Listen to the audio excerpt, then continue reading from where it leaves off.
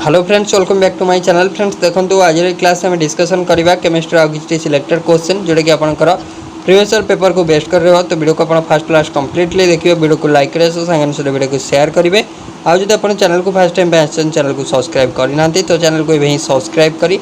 All notification को on करदे latest class notification सर्वप्रथम पाइबे। So friends let us start. तो फर्स्ट क्वेश्चन को जीवा। फर्स्ट क्वेश्चन आपन रहा 50 ml of hydrogen diffuses out through a small hole from a vessel in 20 minutes. The time needed for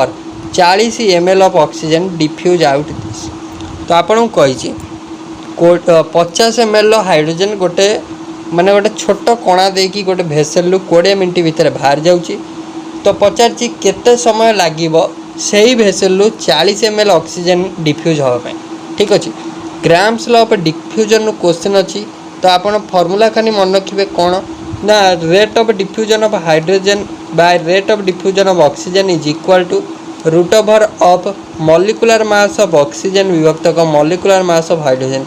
खाली formula रे put करदेबे आपण पाइजिबे माने आपनकर कौन ना टाइम है टाइम केते पाइजिबे। ठीक अच्छे। एबे देखिया। तो फास्ट ऑफ ऑल ये जो गोटे मुझे कहली rate of diffusion of hydrogen rate of diffusion of oxygen. तो आपन कहे रेट आम कौट पाइबू। तो रेट आपन को क्वेश्चन पाइबे केमी पाइबे ना रेट फॉर्मूला होची रेट ऑफ हाइड्रोजन जदि फास्ट ऑफ ऑल बाहर करेंगे रेट ऑफ H2 केते हम ना वॉल्यूम गिवन जो वॉल्यूम विभक्त करदे टाइम। तो आपनकर 5 विभक्त 2 बा आपन कहि परिबे 2.5 होची। तो आपनकर rate of diffusion of H2 से टाइप रो। तो लेट मुझे जी टाइम हूँ टी कार ना आपणकर माने ऑक्सीजन पाई टी। तो rate of diffusion of oxygen केते हो ना वॉल्यूम हूँ 40 वॉल्यूम केते ना वॉल्यूम हूँ 40 टाइम हूँ टी। तो माने एटा हूँ 40 तो टी है आर बाय RO2 है। एवं फॉर्मूला पुट करदे। तो फॉर्मूला जब first of all rate of diffusion of hydrogen put up करी 2.5 आसो। Rate of diffusion of oxygen put up करी 40 तक टी आसो। तो समान root over of molecular mass of oxygen. तो मॉलिक्यूलर मास ऑफ गोटे ऑक्सीजन हूँ 16 दीटा जेहेतु O2 डायटोमिक अच्छी 32। तो हाइड्रोजन हूँ 2 है। तो यहाँ 2 करदे 16 रूट जे 4। ठीक अच्छे। तो यहाँ 2.5 इंटू आपणकर 4 है केते 2.5 सॉरी देखो एटा होगा केते ना 2.5 विभक्त इंटू टी है टीटा ऊपर बढ़ेगा 4 इंटू 40 होगा है। ताने एटा टी केते ना 4 4 16 160 विभक्त 2.5। तो यहाँ काटिदेले आपंकर पाखापाखि 64 आसो। आप कैलकुलेट कर देखिपारे ऑप्शन नंबर बी रे अच्छे 64 मिनिट बुझे। तो 64 मिनिट आसो करेक्ट। क्वेश्चन नंबर 2 को आसतु इंपोर्टेंट क्वेश्चन आप रहा which of the following alkyl groups has maximum plus effect. तो प्लस इफेक्ट क्यों अल्किल ग्रुप अधिका। तो अल्किल ग्रुप आपंकर प्लस इफेक्ट शो करे आप जानते पॉजिटिव इंडक्टिव इफेक्ट। तो जोटी अधिका number of plus effect group थी बा अल्किल ग्रुप थी सेठी प्लस इफेक्ट ग्रुप माने प्लस इफेक्ट मोर हम है। ताने देखूँ ये दीटा आपंकर CH3 ग्रुप रही। देखो ये CH3 ग्रुप दीटा रही, 3टा रही, गोटे रही। जदि आउ गोटे ऑप्शन को देखा ये आपंकर गोटे सिंपल आयनटी रही सॉरी CH3 रही आउ अधिका ग्रुप ना। तो सबुठ अधिका बी रे अच्छी 3टा CH3 ग्रुप रहा। CH3 ग्रुप हूँ प्लस इफेक्ट ग्रुप बा इलेक्ट्रॉन डोनेटिंग ग्रुप बा आपंकर इलेक्ट्रॉन रिपेलिंग ग्रुप है। तमें more the plus effect group बा आपंकर alkyl group more is the plus effect. तो ऑप्शन बी को आम जा। तो ऑप्शन बी करेक्ट आसो बुझे। नेक्स्ट क्वेश्चन आपको देती carbide of boron has the formula. Important question मन रखु है बोरन कार्बाइड माने boron carbide formula. Carbide of boron has the formula मन रखिए B4C कौन B4C। तो ऑप्शन सी करेक्ट आंसर आसो है। यहाँ हूँ गोटे हार्ड कंपाउंड जोटा कि हूँ कौन ना मन रखिए। तो B4C हूँ आपंकर कार्बाइड ऑफ बोरन बुझे। नेक्स्ट क्वेश्चन ये टाइप गोटे गोटे क्वेश्चन आपंकर जनरल क्वेश्चन आसी जाऊँगी एग्जाम रे। Which one will liberate Br2 from KBr। ठीक अच्छे। Which one will liberate Br2 है फ्रॉम KBr। तो Br2 liberate which one will liberate Br2 from KBr है। तो किए लिबरेट कर पार Br2 को KBr किए। तो देखो which one will liberate Br2 from KBr। ठीक अच्छे। तो माने आमर ये KBr रु आमको ब्रोमीन टाको बाहर कर क्या सहित रिएक्शन करवा ताने मन रखु तो आमको केबीआर सहित सपोज क्या सहित रिएक्शन केबीआर को क्या सहित मिसेले आमर गोटे आपणकर के रो गोटे कंपाउंड आसो आउ आपणकर बी आर टा बाहर जीव तो मन रखु जदि आउ गोटे ऑप्शन जदि देखो ऑप्शन को एलिमिनेट करूँ जदि आमको ऑप्शन डी को जीवा ऑप्शन डी रे आपन को देछि Cl2 देखो Cl2 भी जा आपणकर गोटे कौन के माने आपणकर केबीआर भलिया KCl भी हो पारिबो तामाने आमे जदि सेटा को एलिमिनेट करके नबा केबीआर सहित Cl2 आमे मिसेले एठी 2 गुणी दियंतु तो आपणकर देखो 2 KCl हो जिवो गोटा Br2 बाहर जीवो बैलेंस भी सैटिस्फाइड सबठी आपणकर पे पूरा सब ठीक ठाक रहउची हला बैलेंस रहउची तामाने एटा होची कोन ना एटा होची मोस्ट अप्रोप्रिएट रिएक्शन टा बेस्ट हला क्लोरीन ऊपर माने क्लोरीन आपणकर रिएक्शन कला कैरिड आउट कला तो करेक्ट आंसर हो जिवो ऑप्शन नंबर डी मन रखु next question which of the following sets of quantum number represent 19तम इलेक्ट्रॉन ऑफ क्रोमियम क्रोमियम होची एटम नंबर 24 तार 19तम इलेक्ट्रॉन पई कोन हबो आपणकर कोन ना quantum number set previously question टा बारंबार डिस्कशन करछु एटा सीएसटी रासची ओएसटी रासची इंपोर्टेंट तो फर्स्ट ऑफ ऑल एटा को कोन देबी ना होमवर्क रे देबी कौन भाई होमवर्क देवी कारण आप क्रोमियम इलेक्ट्रॉनिक कंफिगरेशन जनरल लिखिए है लिखला मुझे कहीदे तो लास्ट आपणकर इलेक्ट्रॉनटा जीव 4 को तो आपणकर तो जोटा primary sorry principal quantum number अच्छी तो सेटा आसो आपणकर कौन ना 4 आसो कही रखुची तो आप खाली कौन 4s को जीव ना तो से प्रिंसिपल क्वांटम नंबरटा आसो 4 रे तो आप कमेंट करी कहे आंसर को ऑप्शन खाली ऑप्शन कमेंट करी कहार अच्छी तो ऑप्शन कमेंट करी कहे तो निहत भाव एटा 2 ରୁ 3 थर क्वेश्चन डिस्कशन कर सारी तो आपण मैंने कमेंट कर सार हार्ड क्वेश्चन टी करूँ हार्ड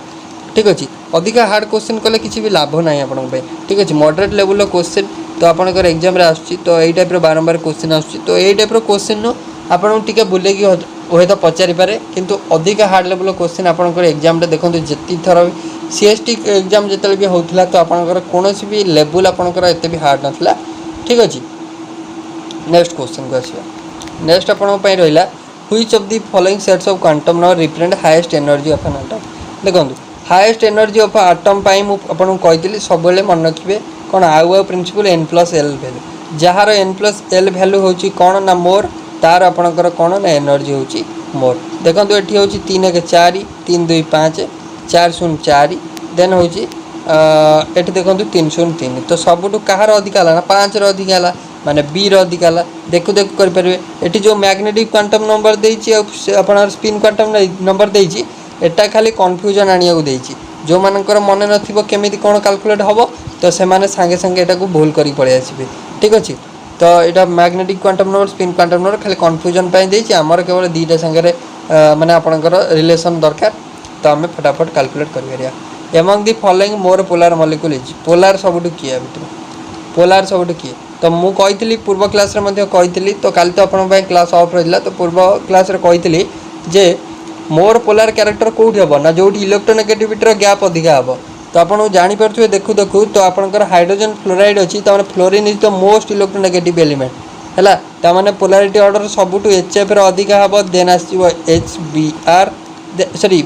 फ्लोरीन तार क्लोरीन तापर हूँ ब्रोमीन देन आयोडीन HI है यहाँ हूँ सबुठ बेस्ट ऑर्डर तो आप मन रखिए तार करेक्ट आंसर टी आसो HF है HF फास्ट आसो ऑप्शन नंबर डी रे अच्छी मन रखिए समस्ते नेक्स्ट क्वेश्चन को आसतु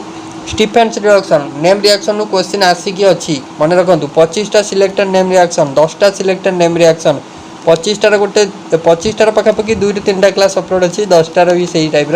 क्लास अपलोड अच्छी जी जोटा आपको सुइटेबल लगुच आप देखिपारे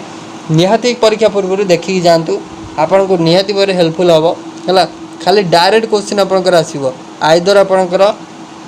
जोटा कौन ना रिएजेंट रू क्वेश्चन आसू ना आपंकर प्रोडक्ट रू क्वेश्चन आसू ठीक अच्छे निहाती आसो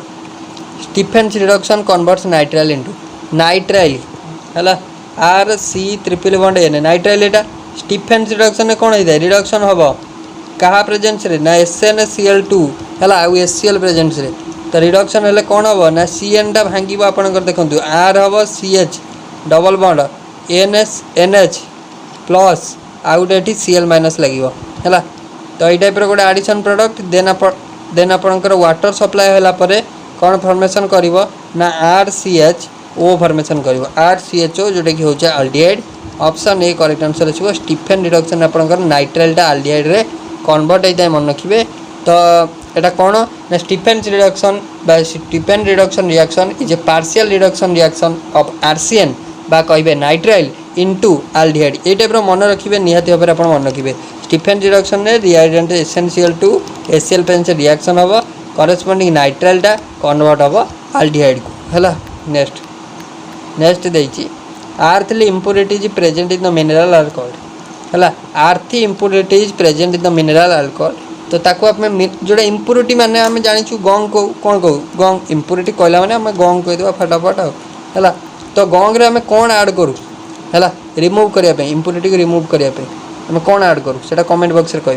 which of the following ions is the smallest ion तो आ भितर देखो गोटे आप जनरल कंपाउंड देती आउ सब काटायन और आनियन देती तो गोटे पॉइंट कहबी आप एकाथरे धरवे सेटा हूँ काटायन रो स्मॉल साइज है सब मन रखिए ये प्यारेंट यहाँ हूँ parent compound are cation and anion देती है सब कौन गोटे पॉइंट मन रखिए कैटायन हाज है कैटायन हाज ए स्मॉल साइज दैन है प्यारेंट दैन प्यारेंट आटम एंड आनियन हाज लार्ज साइज दैन प्यारेंट आटम बुझीगला ना नहीं पॉइंटा स्क्रीनशॉट चैनल ले पारे कैटायन हाज स्मॉल साइज दैन प्यारेंट आटम किए ऑक्सीजन माने ऑक्सीजन रो जेतिकी भी कैटायन बाहर सब ऑक्सीजन ठारू कौन हम ना छोट साइज आउ जेतिकी भी आनायन बाहर सब होती बड़ साइज बुझीगला ना नहीं पॉइंट बुझीगला तार करेक्ट आंसर कौन हम आनायन तो हूँ बड़ साइज किंतु आमको स्मॉलेस्ट पचार तो मैंने ओनली ऑप्शन बी को जा ऑप्शन बी करेक्ट है नेक्स्ट देखिए relative lowering of vapour pressure is equal to 1 equal to the mole fraction of non volatile solute this statement was given by एटा direct question ओएसटीएट रे आस्तिला कोथरे आस्तिला ओएसटीएट रे direct question आस्तिला हैला तो मन रखिए तो आपन कहि relative lowering in vapour pressure ऊपर मु क्लास ऑलरेडी करि सारछि सॉल्यूशन चैप्टर रे राउल्स लॉ ऊपर मारि परिबे चैनल ऊपर जाई हैला राउल्स लॉ कहला कोन ना अकॉर्डिंग टू दिस लॉ मन रखिए the partial pressure of any volatile constituents of a solution at a constant temperature है कौन है ना is equal to the vapour pressure of a pure constituent multiplied by mole fraction of that constituent in the solution बुझीगला सेटा हूँ आपंकर कौन ना राउल्स लॉ तो करेक्ट आंसर कौन आसो राउल्स लॉ हेनरी लॉ भी अच्छी जूल्स लॉ अच्छी से सब अच्छी डाल्टन्स लॉ पार्शियल प्रेशर ऊपर से नुह volume of 0.05 mH2SO four required to neutralize 80 ml of 0.13 NaOH will be एटा इंपोर्टेंट क्वेश्चन है तो आपको कही volume of 0.05 mH2SO four solution volume of 0.05 mH2SO four solution required to neutralize 80 ml of NaOH solution देखो H2SO for जो देइथिबो ना सेतले आपण जानिबे जे normalisation sorry एटा कोन जो नॉर्मालिटी हो मोलारिटी हो जो केस रे H2SO पर दीटा H+ अछि मन रखियो सब ता माने सेठी खाली आपण कोन करिवे ना जोटा आपण N1 नेबे जोटा आपणकर N1 थिबो ता धरे 2 मल्टीप्लाई कर देबे ता माने 2 * 0.05 कर देबे देन आपणकर देन कोन अछि देन ओके ठीक अच्छे तो आपणकर एठी एम देछि ओके किसी भी असुविधा नहीं आपण कौन करें ना आपणर जो ये मोलारिटी रे देछि मोलार देछि किसी भी असुविधा नहीं तो आपण कौन करें ना रिक्वायर्ड टू न्यूट्रलाइज 80 ml तो आप एमती भी करें आर मोलारिटी को ता सहित तार नॉर्मालिटी देछि एन देछि तो आप कौन करें ना fast of all n * m1v1 बाहर कर दियंतु तो तापर n1 v1 बाहर कर देबे n बाय n2 v2 बाहर कर देबे बाहर करके इक्वल कर देबे आपनकर वॉल्यूम फास्ट आसीबो हैला तो आमे जे देखिबा तो n1 होची केते ना 0.05 * 2 इंटू वॉल्यूम हमर नाही वॉल्यूम हम जानिने समान हे जीवो 80 ml NaOH को न्यूट्रलाइज करिवो 0.13 हैला एटा खाली आपण v1 जदी बाहर करबे एटा खाली सॉल्व कर देबे आपनकर v1 एई फार्मूला रे ही आसीबो है आउ किसी कर आवश्यक ना इक्विवेलेंस लॉ लगिला ये है लॉ ऑफ इक्विवेलेंस मन रखिए लॉ ऑफ इक्विवेलेंस लगे आप करें बुझे हो तो आप लॉ टाक एमती भी लिखिपारे एन इंटू एम देखूँ एन इंटू M1 V1 समान N2 V2 यहाँ भी लगे पारे आप ठीक अच्छे किसी भी प्रोब्लेम आप ना तो करेंगे यहाँ करेंगे आंसर आसो पाखापाखि मुझे रखुच्छी 104 आसो ऑप्शन ए कैलकुलेट कर देखिए से आंसर आसना नहीं number of water molecule present in drop of water waiting 0.018 तो पचार ये नंबर ऑफ वाटर मॉलिक्यूल केते वाटर मॉलिक्यूल प्रेजेंट अच्छी गोटे ड्रॉप वाटर जार की वेट हूँ 0.018 ग्राम है तो फास्ट ऑफ ऑल आमको वेट दे देती तो नंबर ऑफ मोल बाहर करदे तो नंबर ऑफ मोल केते ना नंबर ऑफ मोल हो वेट है given mass by molecular mass हूँ 18 वाटर है तो यहाँ हो 0.001 मोल 0.001 मोल होगा तो नंबर ऑफ मोल पाईगले एबे total number of molecule formula हो नंबर ऑफ मॉलिक्यूल है 1 molecule of any gas contain N number of sorry N A number of molecule तामाने एटा केते कंटेन करबो ना 0.001 इंटू आपनकर N A formula N A माने होची 6.625 sorry 6.022 6.023 into 10 to the power 23 है तो यहाँ गुणीदेवे गुणीदेला आपंकर आसो 6.023 इंटू 10 to the power 20 हो पाखापाखि 20 आप कैलकुलेट कर देखो केते डी ऑप्शन आसो 20 क्वेश्चन नंबर नेक्स्ट देखिए order of electron affinity of fluorine chlorine bromine iodine है इलेक्ट्रॉन एफिनिटी पचार देखो जी भी हालोजेन ऑर्डर अच्छी सब आम पढ़ीचे आपन को भी प्रति क्लास रे हालोजेन ऑर्डर जिते भी क्लास रे क्वेश्चन आसे मुझे सब जे आपंकर हालोजेन फैमिली गोटे ऑर्डर माने आपंकर पेपर आसो ठीक अच्छे निहाती आसो कारण इम्पोर्टाट प्रीवियस ईयर जिते शिफ्ट देखूँ सब क्वेश्चन आसी आसो भी तो ये इलेक्ट्रॉन एफिनिटी ऑर्डर अच्छी फास्ट ऑफ ऑल फ्लोरीन बड़ हम फ्लोरीन जो थी आप काटिदेवे fluorine greater than fluorine greater than bromine greater than iodine बुझे नेक्स्ट क्वेश्चन नेक्स्ट देखिए स्ट्रक्चर ऑफ XeF6 है जेनन हेक्सा फ्लोराइड तो आपको कही निहाती क्वेश्चन आपंकर हाइब्रिडाइजेशन सिलेक्टेड हाइब्रिडाइजेशन क्लास आप देखी ना सिलेक्टेड क्वेश्चन कही XeF2 आसिले sp3d linear structure XeF4 आसिले आपंकर sp3d2 आपंकर कौन sp3d2 आपंकर स्क्वायर प्लानर देन XeF6 आसिले आपंकर कौन ट्राइगोनल बाई पिरामिडल है ट्राइगोनल बाई पिरामिडल बा डिस्टॉर्टेड ऑक्टाहेड्रल बुझे हो next uncertainty in the momentum of an electron है इलेक्ट्रॉन इज आपन को momentum of electron uncertain momentum है दे दीजिए आपन को 1.0 10 to the power -5 kg then the the uncertain in its position दे दीजिए आपनकर पचार पोजीशन पचार ओके तो आमको पोजीशन बाहर कर आम जाचु del x into del p is equal to h/4 ये आम जाचे है तो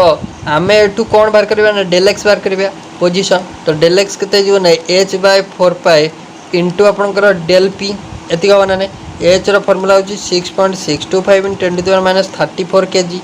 डिवाइडेड बाय 4 इंटू पाए फर्मूला हूँ 3.141 पुट करदे डेल पी के ना डेल पी हूँ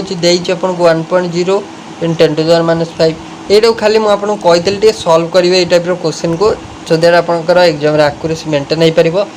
कही रखुच्छी आंसर आसो 5.27 × 10 to the power -30 आसो कैलकुलेट आप करेंगे काइंडली यहाँ को सल्व करेंगे आपंकर आंसर आसो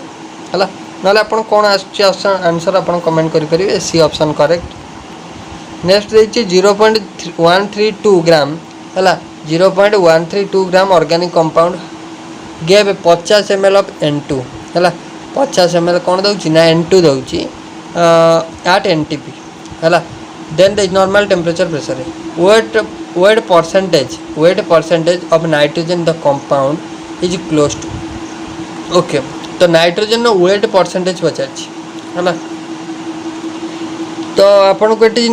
नाइट्रोजन कथा पचार। अच्छा 50 ml नाइट्रोजन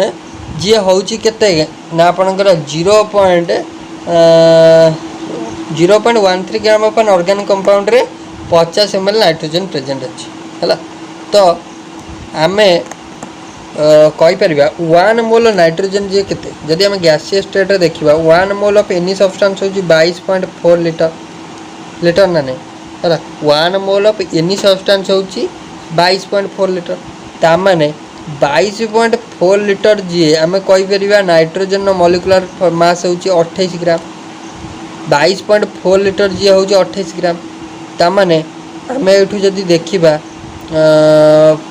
50 ml भी आम चाहिए कैलकुलेट कर तो से टाइप आम जब देखा के ना 1 लीटर के ना 28 विभक्त 22.4 हम ना नहीं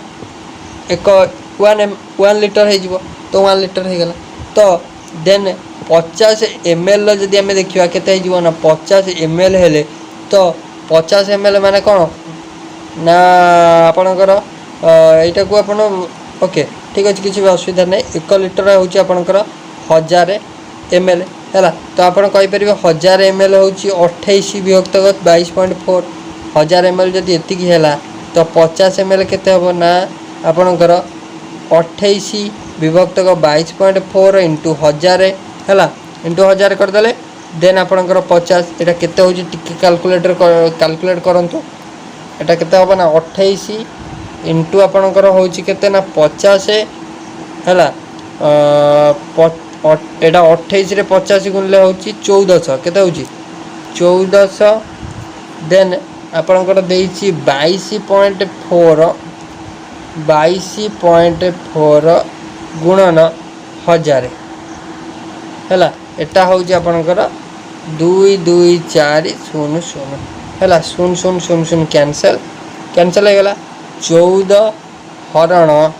224 तो आपणकर हूँ केते ना 0.0 केते हूँ ना 0.0625 है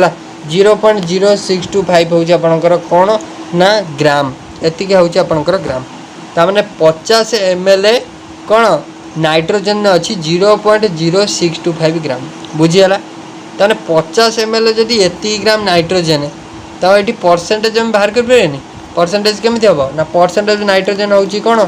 ना परसेंटेज नाइट्रोजन हो 0.0625 ग्राम विभक्त 0. आम केते ग्राम रे बाहर कर ग्राम से कंपाउंड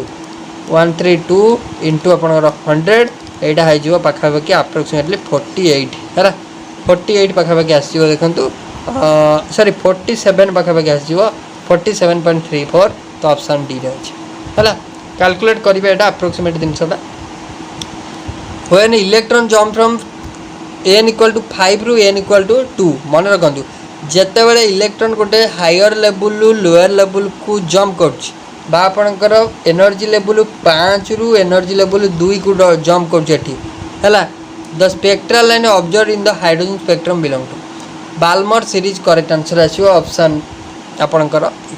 जिते बड़े इलेक्ट्रॉनटा एनी हायर लेवल नंबर 2 को जम्प करे से बाल्मर सीरीज रे पड़े मन रखिए जनरल कथा है कही पूर्व क्लास एनी हायर लेवल जिते इलेक्ट्रॉन जम्प करे 2 energy level second energy level को बाल्मर सीरीज रे पड़े। क्वेश्चन नंबर नेक्स्ट को आसतु which of the following is a Lewis acid आ भितर क्योंटी तो लुईस एसिड आपंकर BF3 देखा तो आप ऑप्शन एलिमिनेट करके इजिली करेंगे। तो BF3 आप स्ट्रॉन्ग इलेक्ट्रोफाइल आप जानते जार वैकेंट ऑर्बिटल रही है तो ये यार लोन पेयर आक्सेप्ट कर इलेक्ट्रॉन आक्सेप्ट कर कैपेबिलिटी रही तो इलेक्ट्रॉन सॉरी लुईस एसिड हूँ आक्सेप्ट इलेक्ट्रॉन जी आक्सेप्ट इलेक्ट्रॉन कर तो सी हूँ लुईस एसिड बुझेगा। Next question bond angle between 2 hybrid orbital is 107 degree S character आउ S character of hybrid orbital nearly. अच्छा तो बॉन्ड एंगल जी 107 डिग्री है हाइब्रिडेशन अराउंड केते हम आपणकर 109 डिग्री 28 मिनट हूँ पाखापाखि ये अप्रोक्सीमेट पचारि है नियरली पचारि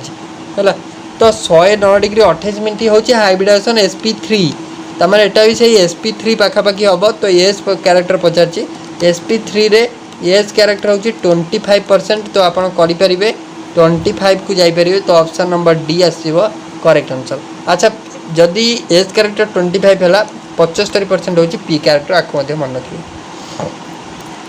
क्वेश्चन नंबर नेक्स्ट देला pH of a saturated solution of MgOH whole 2 in water will be. pH पचार MgOH होल 2 रो pH पचार है केमी कैलकुलेट करिया देखो। MgOH OH अच्छी मैंने जानी पारे बेस बेस माने pH आमको पचार बट आमको फास्ट ऑफ ऑल POH बाहर करिया पड़ो। POH बाहर कले जाएंगे आम pH बाहर करिया है। MgOH तमाने MgOH होल 2 दे देची जदि आपको आम भांगुचे कौन दब Mg2+ गोटे दब 2OH माइनस दब एतिया दब तो यहाँ जब इनिशियल कनसेंट्रेशन आर 0 रहा तो सपोज इनिशियल यार सपोज एटा 1 मोल अच्छी 1 रहा देन एटा हो इक्विलिब्रियम 1 - x एटा हो x एटा हो 2x बुझे। तो KSP केते हो KSP हो Mg2+ है देन OH माइनस होल 2 रहा तो यहाँ जो x × 2x पावर 2 तमाने 2 दिन 4 4x³ KSP हो 4x³ है तार 4x³ आपन को देछि KSP वैल्यू दे दीजिए। अच्छा KSP वैल्यू भी दे दीजिए आपन को देखंतु 4 × 10⁻² है तो 4 कैंसल x केते हो ना x हो आपनकर 10⁻⁻4 है तो x जदि एतिकला आमर दरकार POH है तो x एतिकला OH माइनस कनसेंट्रेशन था 2x तेने 2 × 10⁻⁴ बुझेगा तेने POH केते हो ना माइनस लग H+n कनसेंट्रेशन माइनस लग sorry OH minus concentration minus लग रहा OH माइनस केते ना 2 × 10⁻⁴ है तो ये आप log a × b है तो आप देखिए जदि यहाँ कैलकुलेट करदे तो यहाँ तो आउ कटनी तो आप डायरेक्ट एतिक रहा केवल 4 हो 4 - log 2 रहा 4 - log 2 रखिए कारण ये टाइप आंसर ही देती तो यहाँ है कौन ना यहाँ है POH यहाँ POH आमको दरकार pH केते हो ना 14 - POH 14 फेड़ान POH बाहर आमर 4 - log 2 तो यहाँ 14 ରୁ 4 गले 10 माइनस प्लस होगा तो 10 + log 2 आपंकर करेक्ट आंसर को ऑप्शन अच्छी देखो 10 + log 2 option D. Question number next है ionic product of water changes when. तो आयनिक प्रोडक्ट ऑफ वाटर जानते आप KW तो चेंज केते हम आयनिक प्रोडक्ट ऑफ वाटर चेंज से हम जो तार टेम्परेचर किसी चेंजेस हम द टेम्परेचर चेंज मन रखिए करेक्ट आंसर डी आसो ऑप्शन नंबर आपंकर कौन ना डी आसो करेक्ट मन रखिए जो मैंने आपंकर कहला जे ionic product depends on the temperature आउ एटा unaffected by any other changes तो आपंकर केवल टेम्परेचर चेंज रे ये चेंजेस होता है मन रखिए। क्वेश्चन नंबर नेक्स्ट है acidic buffer can be prepared by mixing up. पूर्व क्लास में पढ़ते एसिडिक बफर आम क्या कह ना गोटे एसिडिक बफर सॉल्यूशन प्रिपेयर हम जो गोटे वीक एसिड आउ गोटे सॉल्ट है वीक एसिड गोटे सॉरी एसिडिक बफर पा तो हाँ वीक माने गोटे जो एसिडिक बफर के हम प्रिपेरेसन ना जो गोटे वीक एसिड सहित गोटे जो कौन ना स्ट्रॉन्ग बेस मिसिबो से प्रिपेरेसन हम वीक एसिड सहित स्ट्रॉन्ग बेस तो मन रखिए करेक्ट आंसर टी आसो यहाँ हूँ गोटे स्ट्रॉन्ग बेस यहाँ हूँ गोटे वीक एसिड है तो वीक एसिड तो एसिडिक एसिड जानते यहाँ गोटे सॉल्ट है तार करेक्ट आंसर हो आपणकर डी ऑप्शन आदि करेक्ट आंसर हम मन रखिए है तो मन रखु जेनराली जो एसिडिक बफरटा रहा प्रिपरेशन हम क्या पाखु ना solution of weak acid solution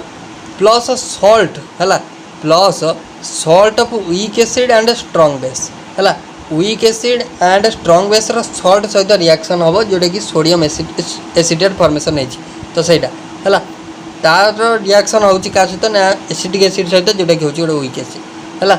ता फल कि आपंकर गोटे एसिडिक बफर प्रिपरेशन होची ऑप्शन डी हम करेक्ट। नेक्स्ट देखिए silver chloride turns grey because of the formation of which of the following when placed in sun. तो सिल्वर क्लोराइडटा आपणकर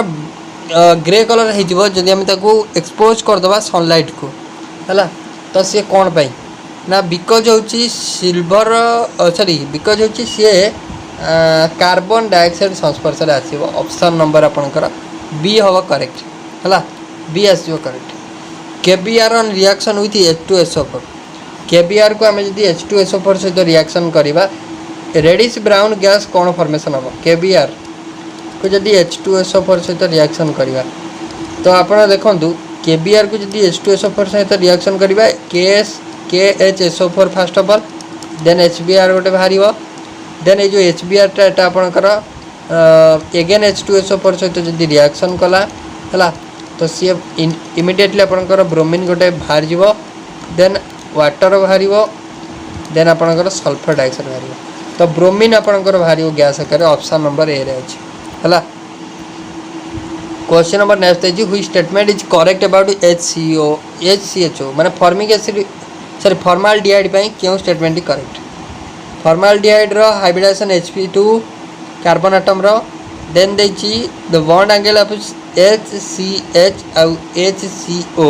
आर 116 122 देन देछि it involves multiple bond pair and bond pair repulsion involves multiple bond pair repulsion all the above तो all the above अच्छे all the above करेंगे और correct statement अच्छी Sp2 hybridisation हम approximately bond angle गुड़ा यही type हम ठीक अच्छे Sp2 हाइब्रिडेशन होची बॉन्ड एंगल यही टाइप हम 120 आपंकर हवा कथा से यही टाइप आसो ठीक अच्छे। तो यहाँ थी लास्ट क्वेश्चन आशा कर सब क्वेश्चन आंसर आपको बुझी तो ये पीडीएफटा आप पाइबे आम टेलीग्राम जहाँ लिंक आपको मिल जाए डिस्क्रिप्शन में जब वीडियो भल लगे निहाती लाइक करेंगे वीडियो को सामने सहित वीडियो को शेयर करेंगे चैनल को सब्सक्राइब करने चैनल को कहली सब्सक्राइब करेंगे आपंकर एग्जाम पाखे आसला तो अगस्ट अलरेडी चलती तो अगस्ट आपंकर एग्जाम हमारा शेड्यूल था तो आप देखूँ प्रिपरेशन आप रखु अगस्ट लास्ट को निहाती भाव में आपंकर एग्जाम हो पारे ठीक अच्छे। तो आशा करूँ प्रिपरेशन भलसे चली सो थैंक यू।